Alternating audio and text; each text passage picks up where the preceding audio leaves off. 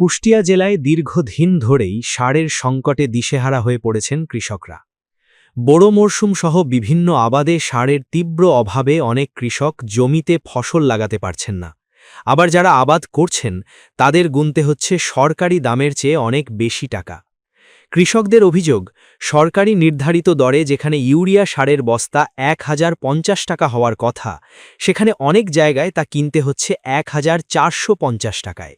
এক কৃষক বলেন, টাকা থাকলে সারের অভাব নেই, কিন্তু ফসল ফলাতে গেলে সার লাগবেই। বেশি দামে কিনে বাধ্য হয়েই আবাদ করতে হচ্ছে। ডিলাররা বলছেন, প্রতি মাসে যে পরিমাণ সার বরাদ্দ পাওয়া যায় তা কৃষকের চাহিদার তুলনায় কম। তবে কৃষকদের প্রশ্ন, যদি জমির পরিমাণ হিসাব করে বরাদ্দ আসে তাহলে এই সার কোথায় যাচ্ছে? এদিকে সারের অভাবে ডিলারদের দোকানের সামনে প্রতিদিনই ভিড় করছেন কৃষকরা।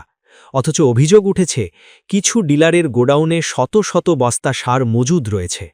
সেই সার কৃষকদের কাছে না দিয়ে ভ্যান ভর্তি করে অন্যত্র পাঠানো হচ্ছে বলেও অভিযোগ রয়েছে। আরও অভিযোগ, একটি ইউনিয়নে যেখানে মাত্র 9টি অনুমোদিত সার ডিলার রয়েছে, সেখানে প্রায় 50টি মুদি দোকানে সার বিক্রি হচ্ছে, যাদের অনেকেরই কোনো লাইসেন্স নেই। তাহলে এসব দোকানে শত শত বস্তা সার আসে কোথা থেকে, সেটিই এখন বড় প্রশ্ন। কৃষকদের অভিযোগ, এটি একটি সংঘবদ্ধ সিন্ডিকেট। তারা বলেন, এই সিন্ডিকেটের কারণে সারের কৃত্রিম সংকট তৈরি হয়েছে।